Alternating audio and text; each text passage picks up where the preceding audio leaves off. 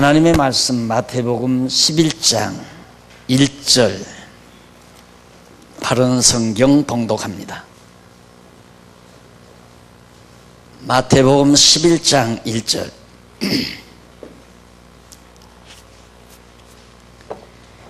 예수께서 자신의 12 제자에게 지시하기를 마치시고 그곳을 떠나 그들의 성읍들에서 가르치시며 선포하셨다.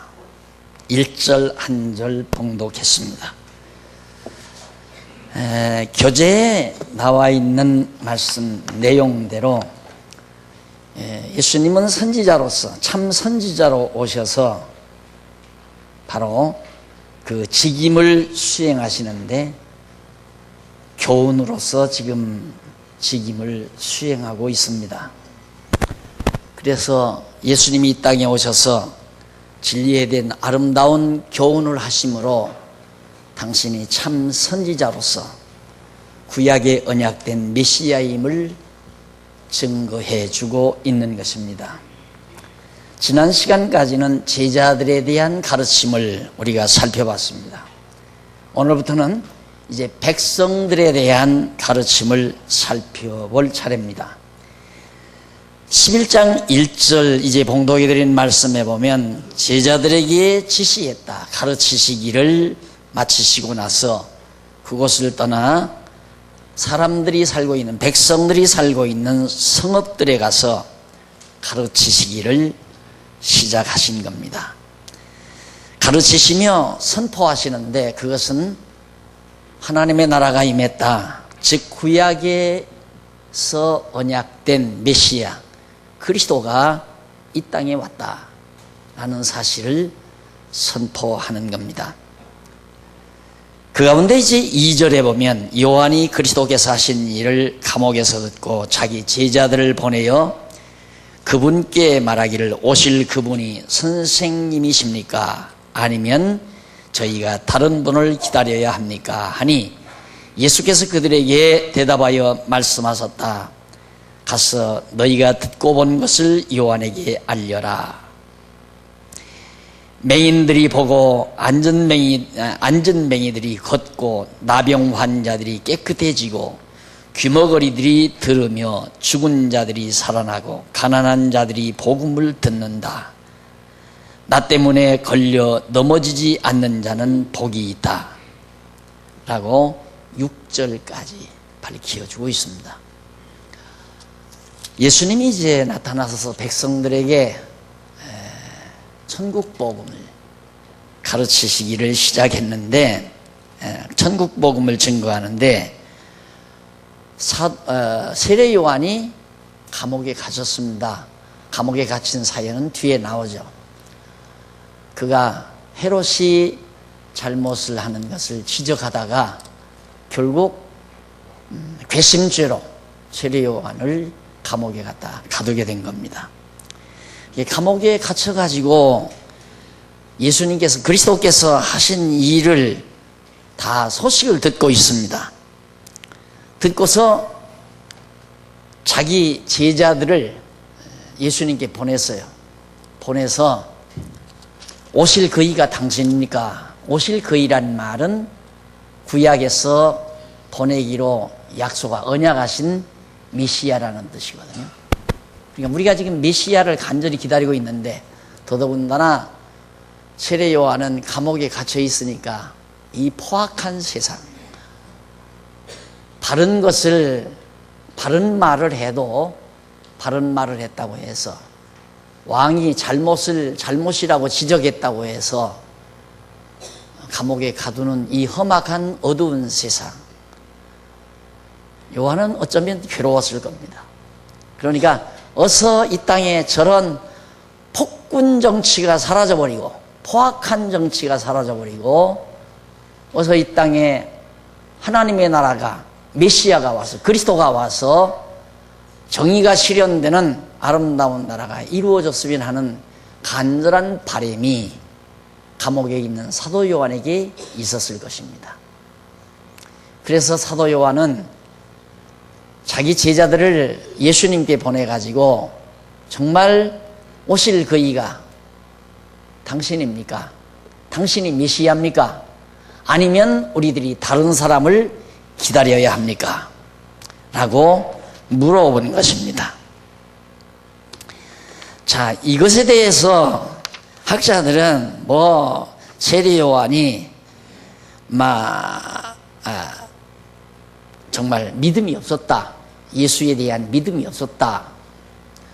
그러나 세례 요한은 일찍이 예수님을 요단강에서 세례를 주실 때 머리에 비둘기 형상이 나타나고 공중에서 이는 내 사랑하는 아들이다 라고 증거하는 사실을 세례 요한이 다 들었습니다. 그러니까 오실 그의 그리스도인 것을 알고 있었죠. 세례 요한은 하나님의 아들 그리스도가 오셨구나 라고 그걸 알고 있었는데 6개월 뒤에 나타났잖아요.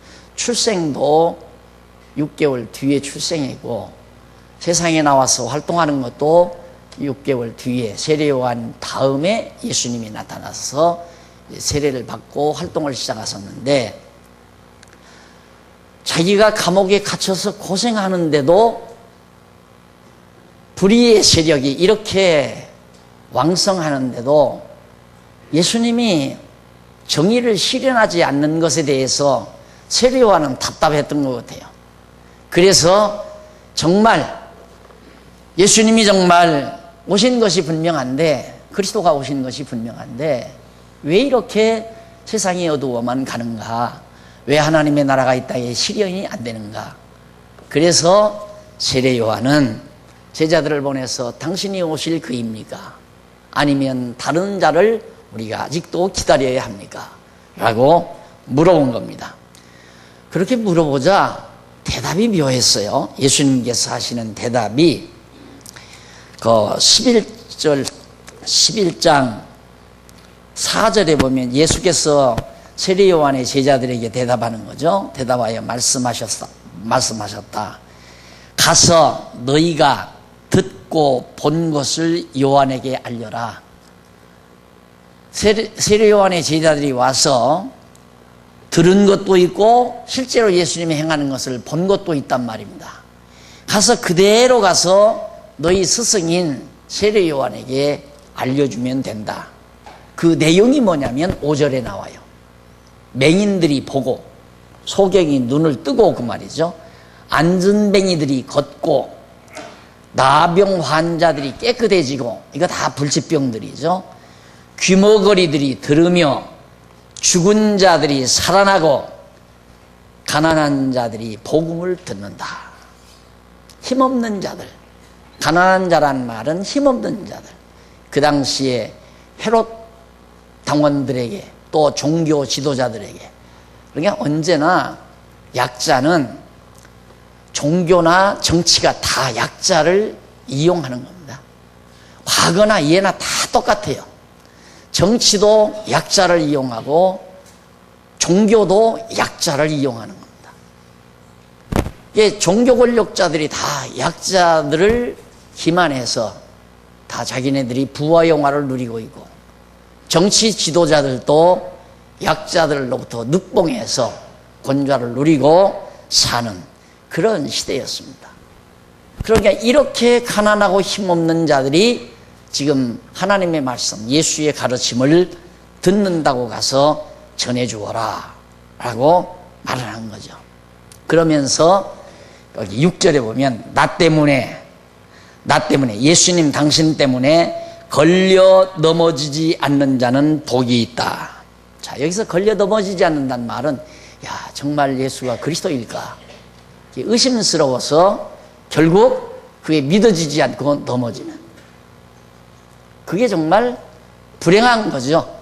그러나 어떤 경우도 예수 그리스도 때문에 걸려 넘어지지 않는 견고하게 신앙을 지켜가는 자가 바로 복된 자라고 하는 것을 가르쳐주고 있습니다. 역사상 바로 그리스도인들이 또 그리스도를 믿는 자들의 자녀들이 바로 걸려 넘어진 경우가 참 많죠. 정말 하나님이 살아계실까? 정말 하나님이 존재할까? 선하신 하나님이 정말 존재하는 것일까?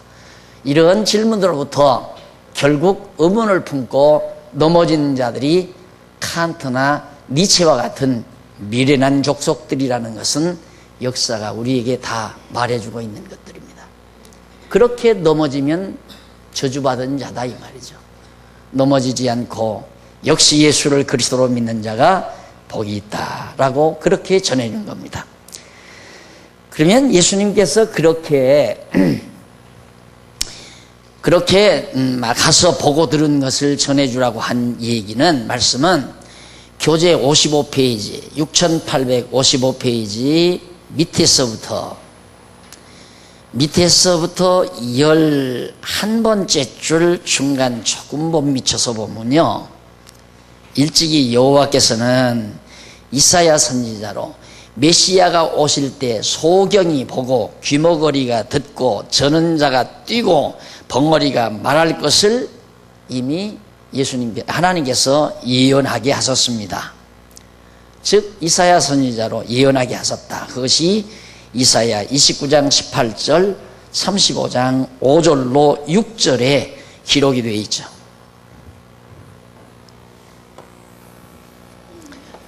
예수님이 오셨는데 예수님보다 약 한 700년 전 이사야죠. 이사야 선지자가 장차 이 메시아가 오시면 귀머거리가 듣고 벙어리가 말하고 이렇게 한다는 것을 벌써 귀머거리가 듣고 소경이 보고 그리고 저는 자가 뛰고 벙어리가 말한다. 이 메시아가 오면 그렇게 하신다 이 말이에요.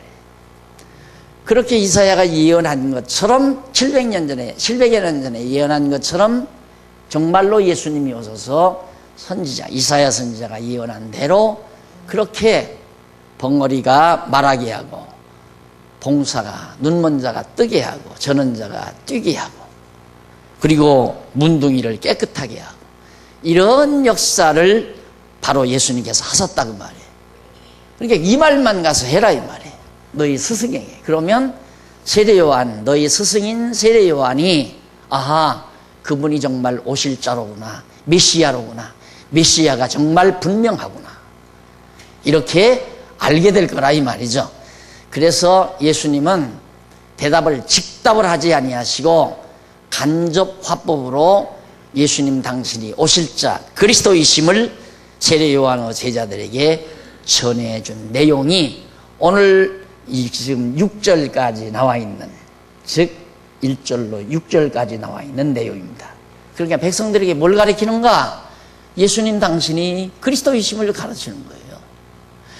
예수님도 이 땅에 오셔서 그처럼 예수님 당신 자신이 구약에 언약된 메시아이심을 증거하는 가르침을 가르쳤는데 왜 오늘날 예수님이 하신 이 말씀을 듣고 예수가 그리스도라는 이 이유의 것을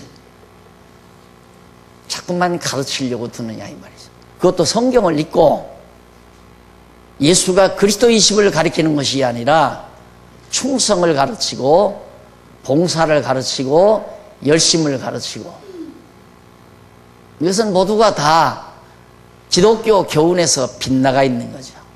그래서 기독교는 하나에서 10가지 다 성경을 통해서, 신약 성경은 예수가 그리스도라는 사실을 가르쳐야 되고 구약을 통해서는 하나님이 여호와이심을 가르쳐야 된다 한 건 피할 수 없는 진리입니다. 하나님께서 언약대로 이루시는 여호와이심을 우리에게 계시하기 위해서 예수를 언약대로 그리스도로 이 땅에 보내신 거란 말입니다. 그러니까 오늘 우리가 예수님이 1절로 6절까지 해서 세례요한의 제자들을 통하여 세례요한에게 예수님 당신 자신이 오실 자라는 것, 구약에서 언약된 그리스도라는 사실을 간접적인 방법에 의해서 세례요한의 제자들에게 전하는 이 내용, 이런 걸 보면 와, 진짜 놀랍다. 정말 예수는 그리스도이시구나. 그래서 믿음이 생기는 거 아니겠어요? 우리가 믿는다는 게 뭐예요? 간단한 거예요. 예수님을 그리스도로 믿는 거예요. 2000년 전에 마리아의 몸을 통해서 이 땅에 오신 예수를 그리스도로 믿는 것이 믿음의 근본 뿌리입니다. 거기로부터 이제 모든 것이 믿어지는 것이죠. 예수를 그리스도로 믿으니까 하나님을 여호와로 알고 경외하게 되고, 또 하나님의 존재가 믿어지고, 하나님이 거짓없이 신실하신 분임을, 또 전능하신 분임을, 주권자임이 다 믿어지는 거예요. 그게 믿어지니까 우리의 생활 속에서 하나하나 모든 일들이 다 하나님의 뜻으로 믿어지게 되어진다. 이게 믿어지는 것이 내가 믿으려고 노력하는 게 아니라 이 말이에요. 여러분, 하룻밤이라도 잠설 치는 이유가 뭡니까? 갈등이 딱 다가오면 하룻밤 잠설 치죠. 이럴까 저럴까, 이게 갈등이에요. 이렇게 할까 저렇게 할까. 또 그것도 신앙심을 조금 가미를 시켜요. 이게 하나님의 뜻일까, 저것이 하나님의 뜻일까. 하나님의 뜻을 왜 자기가 선택하려고 그래요? 참 미련하죠.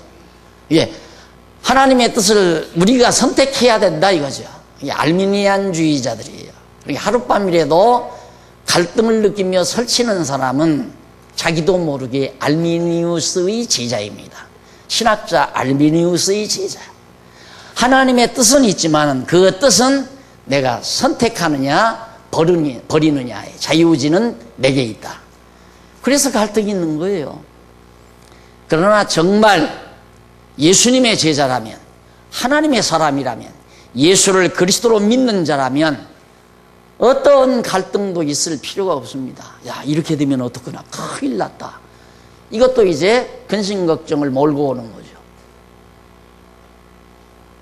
하나님의 뜻이면 이것도 하고 저것도 하라고 성경은 구체적으로 가르쳐요.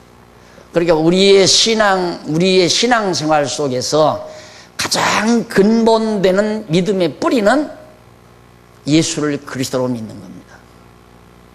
예수를 그리스도로 믿는 자는 어떤 갈등도, 염려도, 근심도 절대 나를 좌우하지 못한다는 것.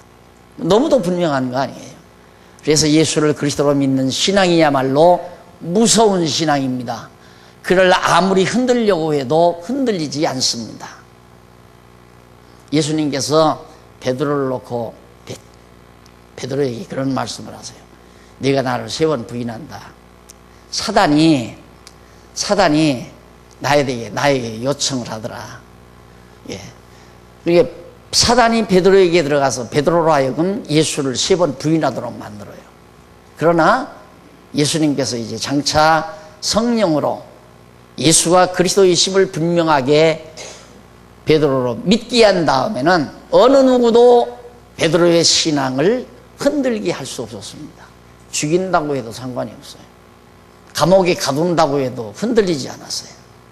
그러니까 기왕이 아니죠. 이 엄청난 놀라운 선물을, 예수를 그리스도로 믿을 수 있는 그것도 확실한 근거죠. 희미한 근거가 이 한 가지만으로도 믿어요. 이 한 가지만으로도. 그러니까 정말 성령이 우리에게 역사하시면 예수님께서 세례 요한의 제자들을 통하여 세례 요한에게 전해준 이 대답 한마디, 1절로 6절까지, 마태복음 11장 1절로 6절까지의 말씀만 가지고도 예수를 그리스도로 믿기에 충분하다 이 말이에요. 그런데 이 엄청난 내용이 성경에 담겨져 있는데 어떻게 이 성경을 깨닫고 예수를 그리스도로 믿지 않을 수 있으며 믿어질 수밖에 없고, 믿어지는 자에게 갈등도 근심도 염려도 두려움도 다 사라질 수밖에 없다. 그래서 평안이 우리에게 있는 겁니다. 그래서 11장 마지막 절에 보면 수고하고 무거운 짐진 자들아 다 내게로 오라. 내가 너희를 편히 쉬게 하리라. 평안을 주겠다 그 말이에요. 자, 그 다음 7절로부터 19절까지 보면 세례 요한의 신분과 그 지혜로움에 대해서, 지혜로운 옳은 행위에 대해 가르쳐주고 있습니다. 예수님께서. 자, 7절 봅시다. 그들이 떠나자 예수께서 요한에 관하여 무리에게, 백성들이죠, 백성들에게 말씀하기 시작하셨다. 너희가 무엇을 무엇을 보려고 광야에 나갔더냐? 바람에 흔들리는 갈대냐? 아니면 무엇을 보려고 나갔더냐? 부드러운 옷을 입은 사람이냐? 보라, 부드러운 옷을 입은 자들은 왕궁에 있다. 자, 너희들이 과거에 무엇 때문에 무엇을 보려고 광야로 너희들이 나가 있었느냐? 그 당시에 광야로 나갈 때에 바람에 흔들리는 갈대나 보려고 나간 것도 아니고 왕궁에 있는 부드러운 옷 입은 사람들을 보려고 간 것도 아니지 않느냐 이 말입니다. 그러면서 아니면 무엇을 보려고 나갔더냐? 선지자냐? 그렇다. 선지자 맞다 이 말이에요. 선지자 보려고 나갔다. 내가 너희에게 말하니 그는 선지자보다 더 나은 자니라. 누가? 세례 요한이 선지자보다 더 나은 자다 이 말이에요. 세례 요한이 누군가? 선지자보다, 구약시대의 선지자들보다 더 나은 자를 너희들이 보려고 나갔다. 그러면서 이 사람에 관하여 이렇게 기록되어 있다. 이 세례 요한에 대해서 이렇게 기록되어 있는데 그 기록 내용이 뭐냐면, 보아라, 내가 너보다 앞서 내 사신을 보낸다. 그가 네 앞에서 네 길을 예비할 것이다. 이것이 바로 10절에 나와 있는 말씀인데, 이 세례 요한이 올 것을 이미 예언한 말씀이죠. 세례 요한이 올 것을. 그래서 거기 구약 선지자의 기록이 있는데 말라기 3장 1절에 나온 얘기죠. 57페이지 보세요. 6857페이지 밑에서부터 10번째 줄 앞부분에 보시면 말라기 3장 1절 나옵니다. 그 1절 내용이 뭐냐면, 보라, 내가 내 사자를 네 앞에 보내노니 저가 네 길을 네 앞에 예비하리라. 400년 전이에요. 400여 년 전 말라기 선지자가 예수님 앞서 세례 요한을 보내겠다. 이거 벌써 하나님께서 말라기 선지자를 통해 예언하도록 해놓은 자다. 그가 누구냐? 그가 해놓은 자가 세례 요한이다. 그런 선지자보다도 더 위대한 자를 너희가 보려고 나갔던 거 아니냐 이 말이에요. 그러니까 지금 감옥에 갇혀 있는 세례 요한이 누구냐면 말라기 선지자가 예언한 바로 그 선지자보다 위대한 자이다. 자, 그러면서 예수님께서, 그러면 그가 뭘 오는가? 예수님 오실 길을 예비하기 위해서 예수님 바로 뒤에 나타나시기 앞서 선발대로 나타나서 오실 예수님을 이제 영접하도록 길을 예비하기 위하여 보낸 자가 바로 세례 요한이다. 대통령이 국빈으로 이제 다른 나라에 가게 되면 미리 사신이 가잖아요. 가가지고 다 준비하고 얘기 내용도 전부 다 쫙 맞춰가지고 이렇게 말씀하시면 이렇게 대답해 주실 수 있습니까? 이건 요구할 건데 이거 성낙해 주시겠습니까? 다 맞춰가지고 그냥 텔레비 앞에 섰을 때는 연기하는 거예요. 이미 다 된 거 가지고. 그러듯이 예수님 앞서 세례 요한이 와서 오실 예수님에 대해서 미리 다 증거하고 길 예비하러 왔다. 그러면서 하시는 말씀이, 내가 11절에 보면 내가 진정으로 너희에게 말하니 여자들에게서 태어난 자들 가운데 세례 요한보다 더 큰 이가 일어난 적이 없다. 그러나 하늘에서는 가장 작은 자라도 그보다 더 크다. 자, 이걸 보고 성경 어떤 어리석은 자들은 세례 요한이 천국 못 갔다. 그러면 왜? 하늘에서는 가장 작은 자라도 그보다 더 크다고 했으니까 하나님 나라에는 세례 요한이 못 갔다 이거예요. 그럼 그 앞에 생각을 해봐야죠. 세례 요한이 여자가 낳은 자 가운데 세례 요한보다 더 큰 자가 없다고 했으니까 우리는 다 세례 요한보다 작은 자네요. 그러면 세례 요한이 지옥 갔다면 우리는 따라서 다 지옥 가는 거죠. 한 사람도 천국 갈 사람이 없다는 얘기가 되잖아요. 이게 성경 해석을 그런 식으로 자꾸만 해가지고 세례 요한 지옥 갔다는 걸 자꾸 주장하고 나와. 왜? 구절구절 따서 해석을 해가면서 자기 생각대로, 사사로운 생각대로 성경을 보기 때문입니다. 그런데 천국에서는 극히 작은 자는 천국 주가 되시는 그리스도 안에 들어온 제자들을 가리킵니다. 제일 밑에 57페이지, 6857페이지 끝에서 두 번째 줄, 밑에서 두 번째 줄 중간에 보시면 천국에서는 극히 작은 자, 그게 누구냐면 천국의 주가 되시는 그리스도 안에 들어온 제자를 가리킵니다.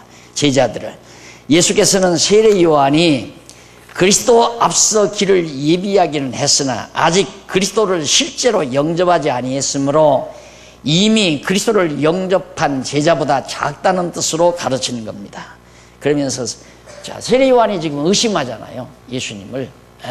정말 오실 그이가 당신입니까? 라고. 근데 그분이 세례 요한이 굉장히 위대한 사람인데 선지자보다 더 큰 자인데 천국에서는 지금 그리스도가 오셔서 이룬 하나님의 나라에서는 아직 그리스도를 주로 영접지 않았기 때문에 작은 자다라는 말을 사용하고 있습니다. 그러면서 세례 요한 때부터 지금까지 그 뒤에 계속 나오죠. 세례자 요한의 날로부터 지금까지 하늘나라가 침입을 당하고 있으니 침입하는 자들은 그 나라를 탈취한다 라고 그렇게 번역을 했어요. 그런데 여러분 요건 하나 정리하고 넘어갔어야 돼요. 58페이지 6858페이지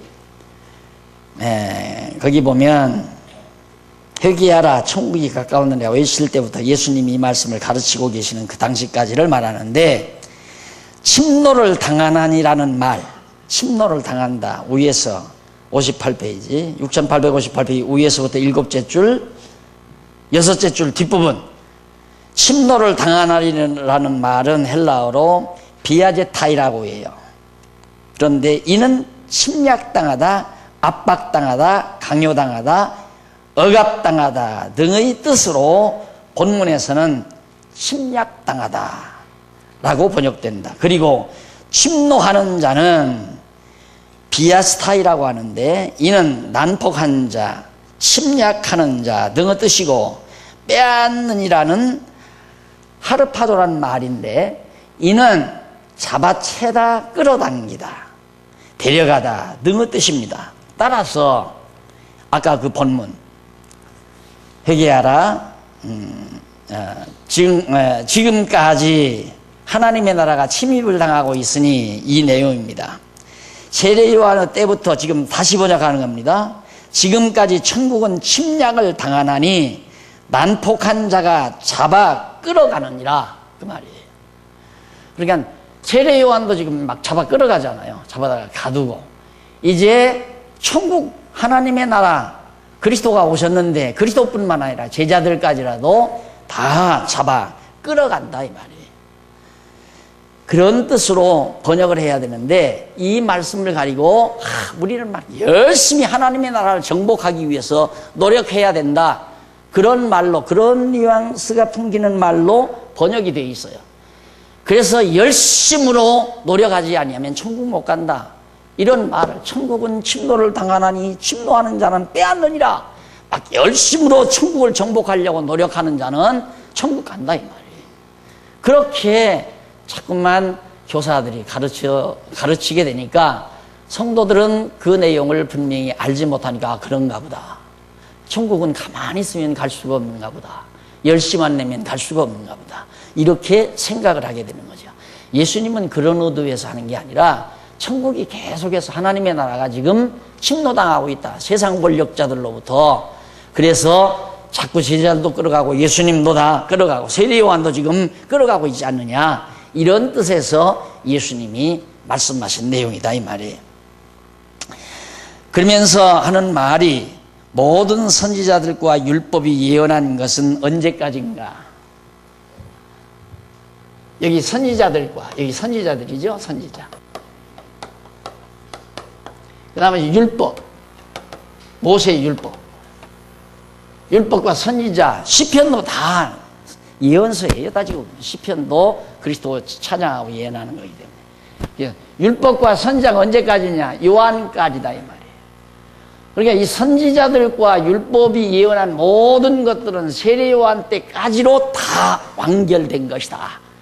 그래서 요한이 증거하는 예수 그리스도가 오심으로 말미암아 구약의 율법이나 선지자가 예언한 모든 언약, 율법이나 선지자로 언약하신 말씀이 이루어진 것이다 이 말이에요. 그래서 세례 요한까지 다 율법과 선지가 이루어진 것이다 하는 얘기입니다. 그래서 선지자들과 율법이 예언한 것은 요한까지니 너희가 받아들이기 원한다면 바로 그가 오기로 되어 있는 엘리야이다. 바로 이가 세례 요한, 그가 바로 엘리야 선지자죠. 아왕 시대의 선지자인데 바로 세례 요한은 엘리야와 같은 심정으로 온 자이다. 너희가 받아들인다면. 그러면서 예수님께서는 귀 있는 자는 들어라. 아무나 듣지 말고 들을 수 있는 귀가 있는 자는 들어라. 이 세대를 무엇에 비유하겠는가 하는 얘기예요. 그러면서 무엇으로 비유하겠는가 하겠느냐. 이 세대는 마치 아이들이 장터에 앉아서 다른 아이들을 부르며 말하기를 우리가 너희를 위하여 피리를 불어도 너희는 춤추지 않고 우리가 애곡하여도 너희는 울지 않았다 함과 같다. 이 세대는 세례 요한과 그리스도가 활동하는 그런 시대를 말하는 거죠.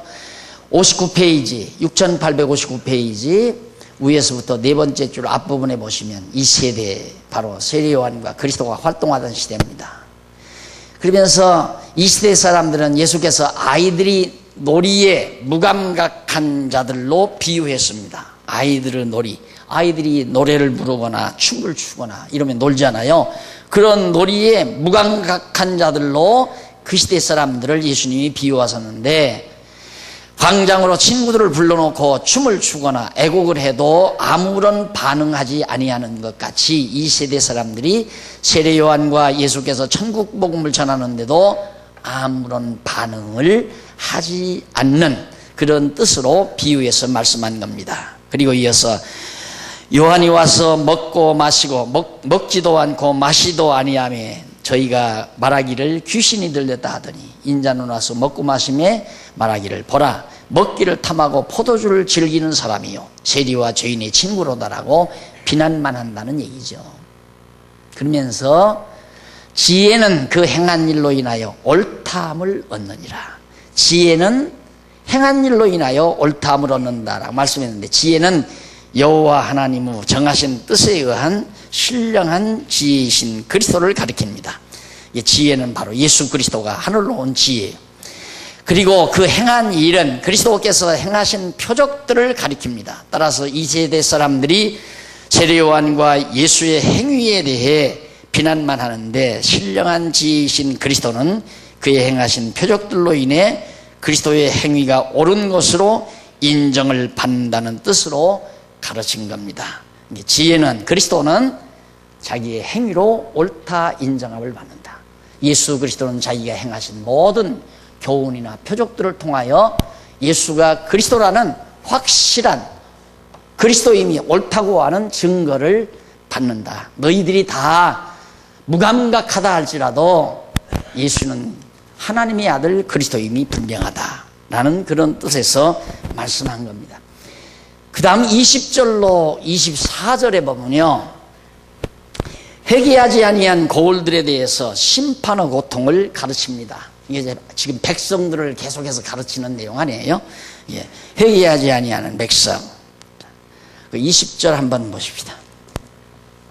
그때에 예수께서 자신이 권능을 가장 많이 행한 성읍들이 회개하지 않으므로 그들을 꾸짖기 시작하셨다. 고라시나 너희에게 화가 있다. 벳세다야 너희에게 화가 있다. 너희 가운데서 행한 권능들을 두로와 시돈에서 행하였더라면 그들은 벌써 베옷을 입고 제 가운데서 회개하였을 것이기 때문이다. 그러나 내가 너희에게 말하노니 심판날에 두로와 시돈이 너희보다 더 견디기 쉬우리라. 고라시나 벳세다야 라고 나옵니다. 고라시나 벳세다야. 거기 이제 그 고라시는 그 위치가 어딘지는 분명하지 않습니다. 아직 그 발굴을 해서 그 성터를 완전히 찾았어야 하는데 아직 찾지를 못해서 위치는 분명하게 우리가 찾을 수가 없고, 벳세다는 안드레와 빌립과 베드로의 고향으로서 갈릴리 바닷가에 있는 성읍입니다. 위에 갈릴리 바다 있죠? 여기 갈릴리 바다가 있고 여기 사해 바다가 이렇게 있잖아요. 이 갈릴리 바다 해변에 벳세다라는 베드로가 이제 어부 노릇하면서 고기 잡아먹고 살지 않았어요. 바로 그 마을이 벳세다인데 안 듣는 거예요, 사람들이. 아무리 예수님이 와서 내가 그리스도다, 봐라 선지자가 예언한 자다, 봐 이사야가 선지자가 예언한 대로 내가 그대로 소경 눈 띄우고 안전망이 걷게 하고 절룩발이 벙어리 말하게 하고 귀머거리 듣게 하고 나 환자를 고치고 이렇게 하는데도 사람들이 예수를 그리스도로 안 믿는다 이 말이에요. 그런 일을 두로와 시돈은 아주 폐역한 도시입니다. 이 지역에 두로와 시돈이 있는데 이 지역은 해변 항구 도시로서 옛날부터 무역항으로서 돈 많이 벌어가지고 여기에 이제 큰 거부들이 이제 정말 호요식하면서 살던 그런 마을인데 아주 타락한 도시죠. 그러니까 벳세다야 고라시나 그런 지역에 예수님께서 복음을 전했는데 안 들으니까, 회개하고 돌아오지 아니하니까 그걸 여기에서 다 행했다면, 여기서 소경을 고치고 눈먼 자를 띄우고 나병 환자를 고치고 절룩발이를 걷게 하고 그런 기적을 행했다면 저 사람들은 벌써 회개하고 돌아왔을 거다 이거예요. 그래서 고라신과 벳세다 너희는 심판날에 이들의 고통보다도 더 큰 고통을 당할 거다, 망한다 이 말이에요. 그러면서 책망한 내용이 바로 지금 본문 가운데 기록되어 있는 겁니다. 그래서 두로와 시돈은 바로 그 해변가 항구 도시죠. 그리고 가버나움을 향해서 또 예수님께서 책망을 합니다. 가버나움을 향해서 넘어갔죠.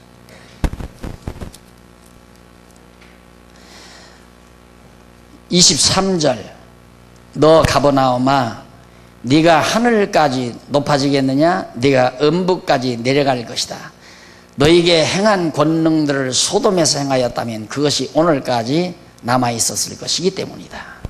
이 가버나움 예수님께서 많이 가버나움에서 이제 움직이셨죠. 그래서 이 가버나움은 갈릴리 서북쪽에 위치한 예수의 고향 나사렛이 있는 성읍입니다. 서북쪽, 갈릴리 서쪽의 북쪽, 여기가 이제 가버나움인데 그 가버나움 안에, 가버나움이라는 지역 안에 나사렛이라고 하는 예수님의 고향 마을, 예수님이 자란 고향 마을이 있는 곳입니다. 그래서 예수님이 선지자가 고향에서 환영을 받지 못한다, 이미 구약 성경에 예언된 대로 여기서 가버나움에서 배척을 많이 받으셨어요. 나사렛에서, 가버나움에서나 나사렛, 이게 고향 지역이거든요. 이 지역에서 예수님이 배척을 받는 것은 구약 선지자들이 예언하기를 선지자가 참 선지자로 오신 메시아가 오면 자기 고향에서는 절대 환영을 받지 못한다, 이게 표적이에요. 그러니까 예수님이 그리스도라는 하나의 확실한 표적 중에 하나가 또 고향에서, 가버나움에서 또 나사렛에서 예수님이 배척당하시는 그것이, 그리고 배척당하는 건 예수님 스스로 할 수가 없잖아요. 상대가 나를 배척해야 되니까. 그러니까 묘하게 어떻게 구약에서 예언한 대로 예수님의 고향인 가버나움이나 나사렛에서 그렇게 예수님을 배척하는가. 이게 배척하고 안 믿으니까 소돔과 고모라, 여기가 소돔이라고 그랬죠. 이게 사해바다가 소돔성 망할 때, 망해서 땅속으로 들어간 지역이라고 그렇게 학자들은 얘기합니다. 예, 소돔성에서 만약에 예수님이 그렇게 했다면 소돔성 사람들은 다 돌아와서 믿었을 거다 이거예요. 너희들을 소돔성, 이 다음 심판날에 소돔성의 성이 당하는 그런 고난보다도 더 극심한 고통을 당하게 된다라는 사실을 예수님께서 말씀하고 있는 겁니다. 그것이 오늘 그 소돔성이 절대 땅속으로 저렇게 망하지 않고 지금까지 그 성은 살아서 그 성은 존재하고 있었을 것이다. 그러나 내가 너희에게 말하니 심판날에 소돔 땅이 너희보다 더 견디기 쉬울 것이다. 그러면서 29절로부터 25절로부터 마지막 25절로부터 30절까지는 뜻대로 아버지를 아는 자는 쉬운 멍에를 미라고 가르쳐 줍니다. 그 무렵에 예수께서 대답하여 말씀하셨다. 하늘과 땅의 주님이신 아버지, 이것들을 지혜롭고 현명한 자들에게는 숨기시고 어린아이들에게는 계시하시니 아버지께 감사합니다. 여기서 하늘과 땅의 주님이신 아버지, 하나님 아버지시여 그 말이죠. 이것들을, 그러니까 예수가 그리스도라고 하는 이 놀라운 진리를 지혜롭고 현명한 자들, 그게 누구예요? 지혜롭고 현명한 자들이 가버나움 사람들, 가버나움 사람들, 그다음 베세다와 어디? 앞에 나왔죠. 베세다, 고라신과 베세다 사람들, 잘 먹고 잘 사는 사람들, 부한 사람들, 아주 잘났다고 자고하는 사람들, 이런 사람들은 아주 지혜롭다고 생각하는 그들에게는 하나님께서 다 감추어요. 못 듣게 한다 이 말입니다. 깨닫지 못하게. 그리고 어린아이 같은 순진하고 힘없고 나약한 어린아이와 같은 예수님의 제자들에게 알게 하는 게 너무너무도 감사합니다 하면서, 그렇습니다. 아버지, 이것이 아버지께서 기뻐하시는 뜻이기 때문입니다. 왜 그렇게 되는가? 하나님의 뜻이니까. 하나님의 뜻은 잘났다고 하는 사람들에게는 숨기고 어린아이와 같이 유순하고 힘없는 자들에게는 드러내시고 깨달아 알게 하시고. 내가 요즘에 신학부 시간에, 수요일날 신학 강의 시간에 꼬박 앉아서 2시간 동안 제가 강의를 듣는 재미가 참 솔솔합니다. 그 강의를 들으면서, 근데 그 강의를 듣는 분들이 우리 나이 드신 권사님들, 젊은이들, 대학 출신, 대학 나온 그런 젊은이들보다도 나이 많으신 분들이 막 눈이 뚫어져라고 그걸 들어요. 그 어려운 기독교 철학 강의를. 그런데 참 제가 들어도 너무너무 참 좋거든요. 들으면 들을수록 확신이 오고, 맞다, 정말 놀랍다, 그렇게 듣는데 아무나 듣나요? 그러니까 놀랬다는 얘기 아니에요. 과거에 우리 후배들이, 총신 후배들이 장안동서 이제 제가 목회할 때 이제 소문 듣고 왔는데, 와서 딱 보니까 세상 떴습니다만 우리 조순자 권사님 친구분 되시는 길분승 권사님이라고 허리 꾸정한 분이 있잖아요. 가난하고 힘없고 참 볼품없고, 시골 할머니도 그런 시골 할머니는 없어요. 농마주의 할머니 아니었습니까? 그냥 길거리에서 그냥 주워다가 막 박스 주워다가 이런 팔아서 용돈 쓰시고 연보도 하고. 내가 그분 때문에 얼마나 울었나 모릅니다. 내가 어쩌면 저런 분들이 내는 연보로 밥을 먹고 살아야 됩니까? 그런데 그분이 기독교 강요 책을 딱, 기독교 강요 이렇게 두껍잖아요. 딱 끼고 수요일날 공부하러 나오는 거예요. 그때 제가 기독교 강요 강의를 했습니다. 그걸 펴놓고 공부하는데 아연질세. 자기들은 신학교에서 기독교 강요 배우지도 않아요. 저는 기독교 강요 1권, 아마 1권 1페이지에서부터 30페이지 못 넘어갔을 거예요. 3년 동안 그거 배우고 끝났어요. 수백 페이지 되는 이 네 권 아니에요. 수백 페이지 되는 거 이 네 권인데 1권 1페이지에서부터 30페이지를 넘어가지를 못했어요.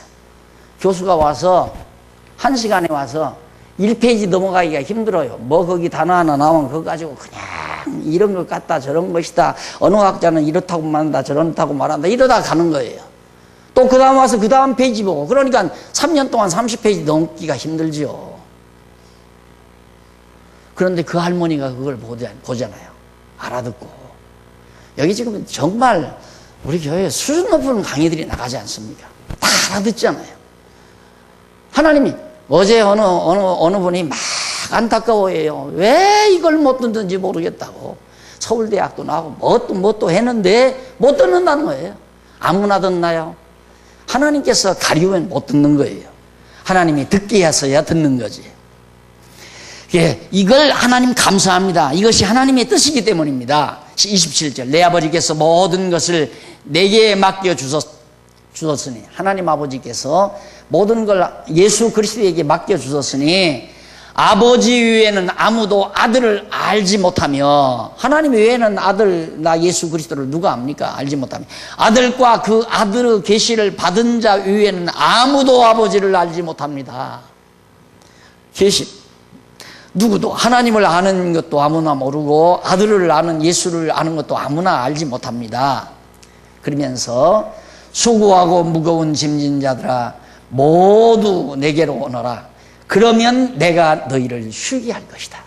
내가 누군지 아느냐? 정말 하나님의 나라를 이 땅 위에 실현할 하나님의 나라를 실현할 그리스도다. 메시아다 이 말이에요. 그러니까 내게만 오면 세상 군왕들처럼 세상 권력자들처럼 무거운 멍에 메우고 종으로 부리고 정말 자기 수하에 놓고 짓밟는 그런 폭군들이 아니라 나는 내게 오면 너희가 내게 오면 참으로 편안하게 쉼을 허락해 주겠다. 당시에 많은 백성들은 율법주의자들이 바리새인들, 서기관들, 바리새인들, 헤롯 당원들 이런 사람들이 정치적으로 종교적으로 막 탁 억압을 해서 율법이 아니에요. 그들이 만든 하나의 그 조항들이 있어요. 율법을 따라서 3,000가지의 조항들이 있는데 그걸로 꽉 묶어놓은 거예요. 백성들이 온갖 달싹 못하도록. 그래서 정말 무겁고 힘들고 고달프고 그런 백성들에게 예수님께서 내게 와라. 이제 모든 율법과 선지는 바로 세례 요한 때까지고 내가 다 모든 것 다 이루었기 때문에 내게 오면 너희들이 편안히 쉼을 안식을 얻을 수 있게 될 것이니까 내게로 오너라. 맞습니다. 정말 예수를 그리스도로 영접한 자는 편안해요. 편안해야 돼요. 평강을 누려야 돼요. 그럼 평강을 누린다는 게 뭡니까? 평강을 누린다는 건 잠설치지 말고 고민하지 말고 또 갈등하지 말고 남 미워하지 말고 남 험담하지 말고 남 욕하지 말고 시기하지 말고 말고가 아니라 시기하지 안 해지고 시기가 해지지 않고 남 미워지지 않고 내 마음이 평안한 사람은 그게 뭡니까? 적극적으로는 사랑하는 거예요.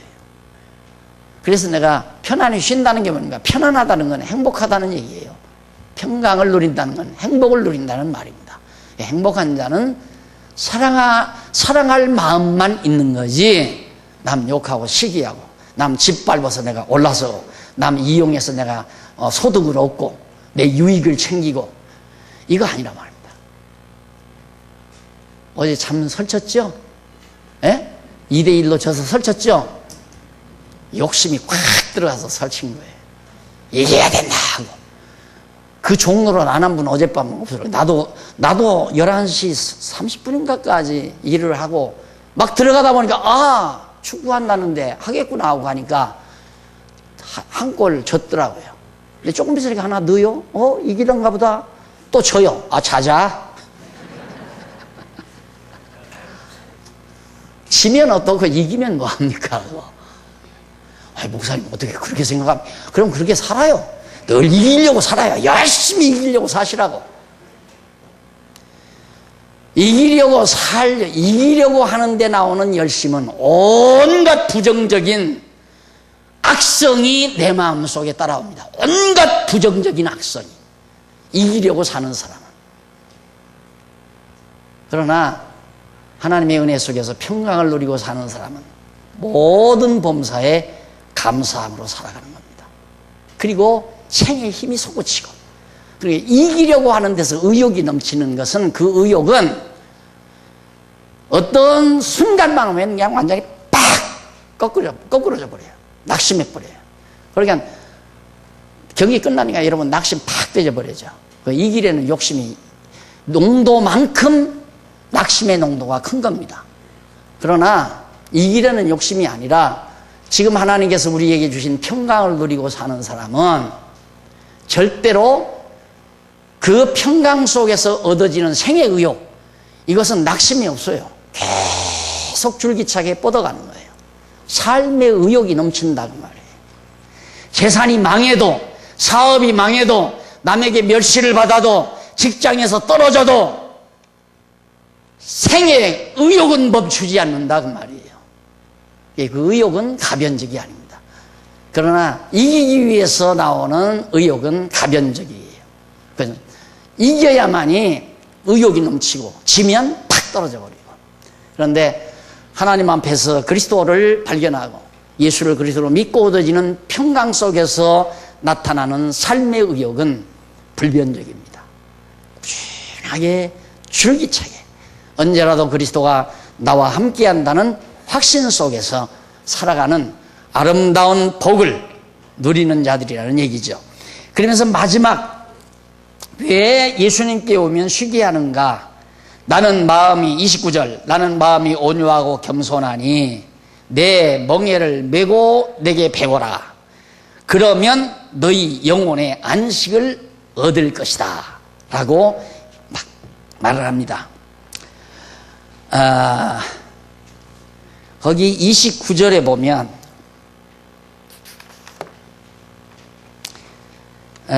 이쪽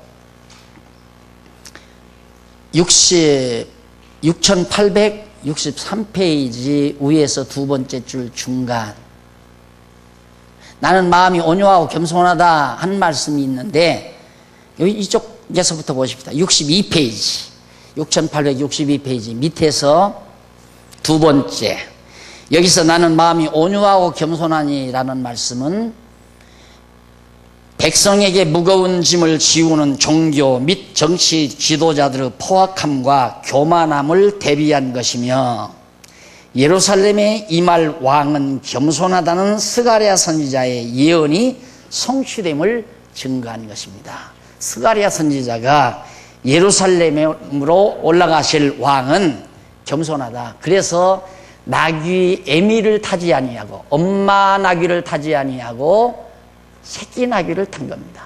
겸손을 표시하기 위해서.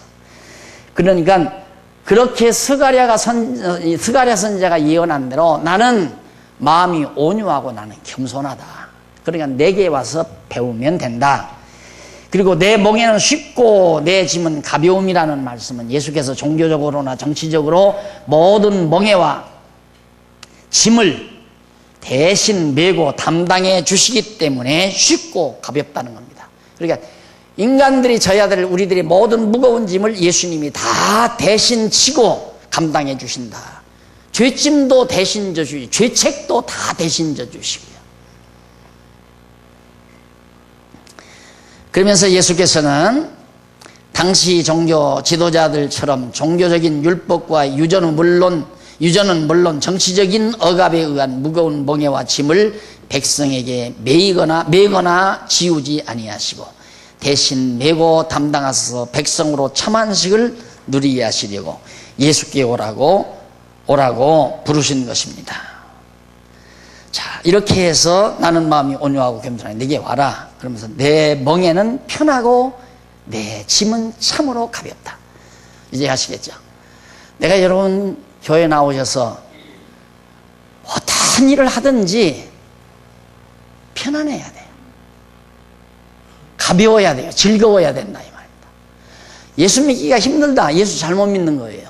예수 믿는 것은, 신앙생활하는 건 참 즐겁고 가볍고 쉽고 너무너무 쉽고, 내가 쉽게 가르치잖아요. 예수를 그리스도로 믿는 자는 내가 지금 갈등을 한다. 벌써 그리스도 잊어버린 거예요. 예수가 그리스도이심을 잃어버린 거예요. 그 말은 여호와를 인정하지 않는 거예요. 내가 지금 당장 이걸 택할까 저걸 택할까, 집을 지금 사야 되나 팔아야 되나, 이것도 갈등해야죠. 그럼 밤새가 잠 못 자죠. 이제 그것도 마찬가지예요. 똑같아요. 그 일에 여호와를 인정하면 편히 그냥 자요. 그럼 사지면 사고 안 사지면 안 사고. 그런데 야 이거 샀다가 값 떨어지면 어떡하나, 야 안 샀다가 값 올라가면 어떡하나. 하나님 노릇 다 차라리 믿지 말고 그냥 하늘 날아가서 보좌에 앉아요. 그냥 하나님 보좌에. 그렇게 살 바에는. 그러니까 예수를 그리스도로 믿는 자는 평안해야 돼요. 그리고 아주 신앙생활이 쉬워야 돼요. 어려우면 안 돼요. 아주 쉽고 가벼워야 된단 말입니다. 억지로 하지 말란 말입니다. 그래서 뭐든지 억지로 하기 싫은 것 억지로 하지 말라. 벌써 불평하고 짜증하고 뭐 남 비방하고 욕하고 하는 건 벌써 신앙생활 억지로 하기 때문에 그래요. 그렇게 할 이유가 없잖아요. 욕하고 비난하고 남 험담하고. 이건 다 자기 마음이 평안이 사라지니까 험담하고 욕하고 비난하는 거거든요. 오늘 끝. 기도하십시다.